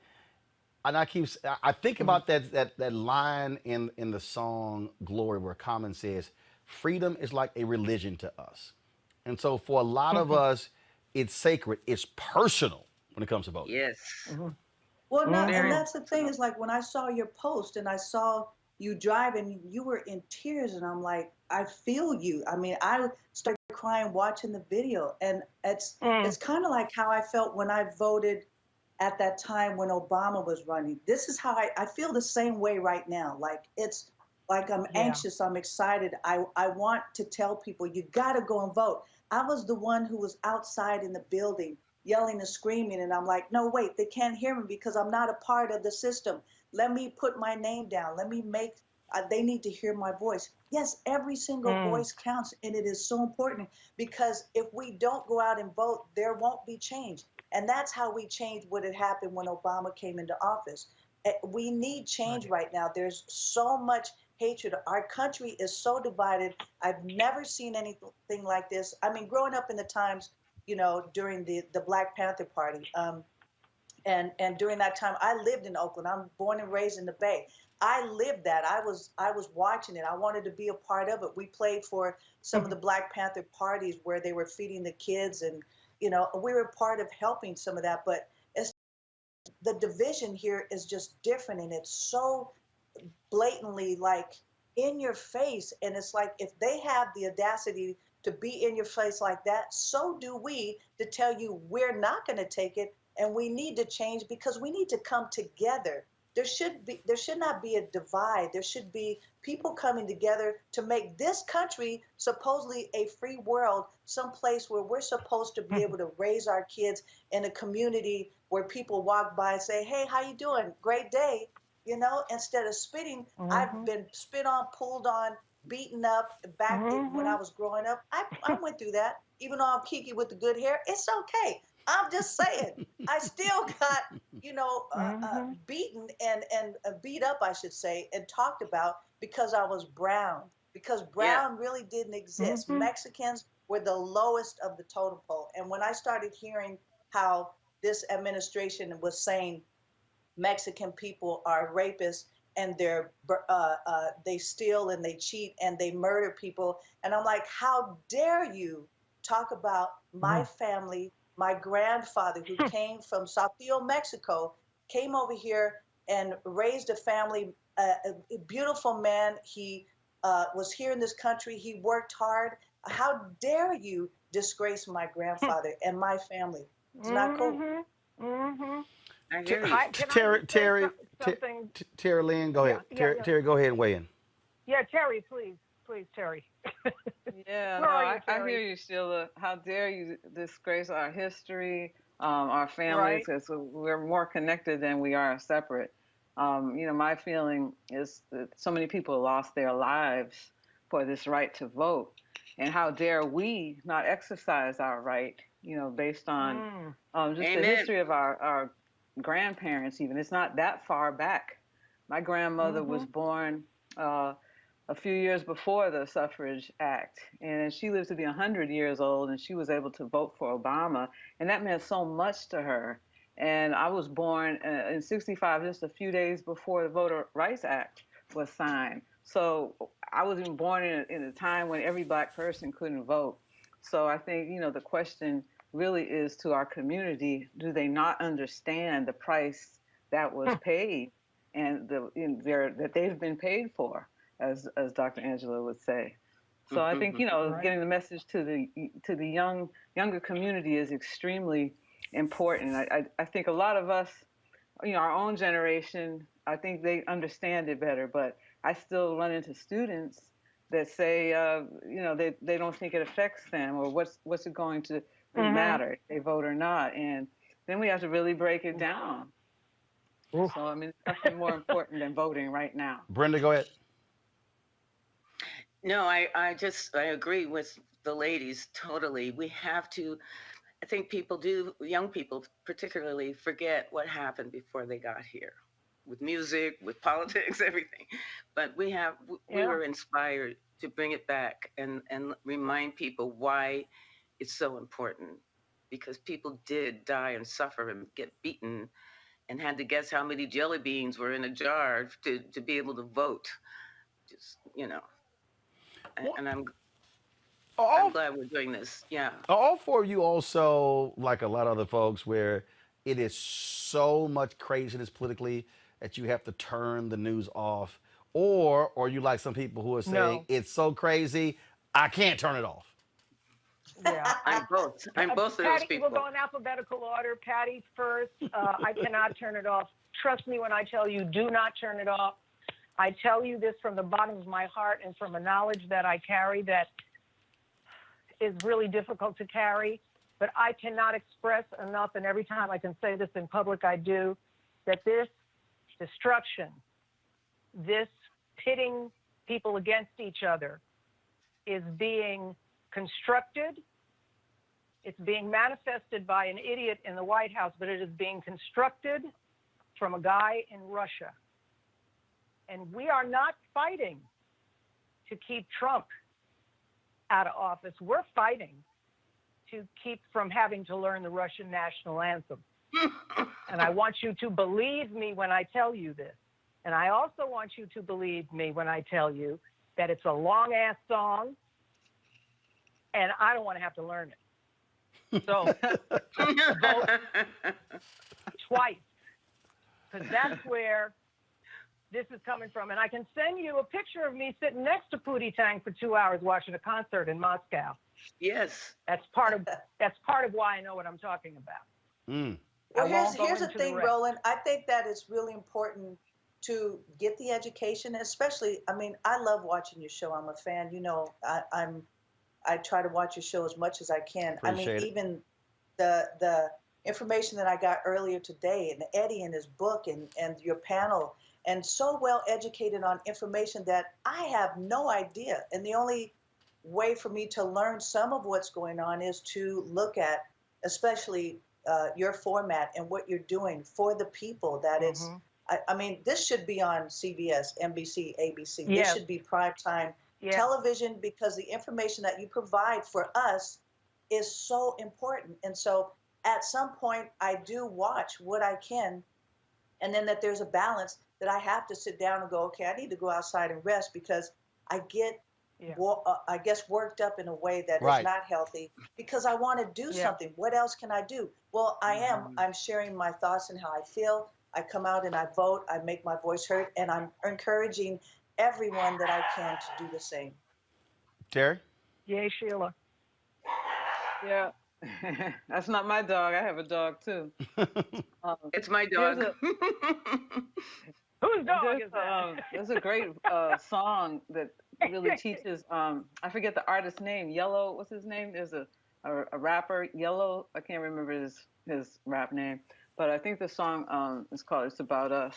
And there's, a lot of, young people in hip hop that are spreading the word. And he broke this song down with all the different divisions of the government, and it's really educational. And I think that, as artists, we have to really make sure that we're doing our part educating people, and as parents, because I think we've been far too long in our silos and, doing our struggles to just, make ends meet and pay our mortgage, and all of those things are great, but without our freedom, it won't mean anything. So I look at kids that are innocent and that don't understand white supremacy and hatred or any of those things yet. I realize that it's up to parents and teachers to really make a difference with this next generation. Well, you're absolutely right. First of all, the videos y'all are doing, where are they going to be running? Are they going to be viral? Where can people actually see all of them? Well, we are compiling them all together, and you're going to be able to go to twist2020.com. That's www.twist2020.com, and see them put together in a little mini series. And We're also going to announce tomorrow, but this is a pre-announcement on the pre-announcement, that we're going to have a challenge. We're starting a challenge because we want to build a library out of our sisters out there talking about not only why they vote, we plan on carrying this beyond the election to issues that are out there that we need to be discussing in-house. We need to have a family conversation. So we're going to ask everybody out there that's a lady, that's a little bit brown, to join our challenge, and it's This Is Why I Vote. So here's what we'll do. This Is Why I Vote challenge. So Patty, once y'all actually have those videos compiled, what we are doing is, first of all, I hit this every single day.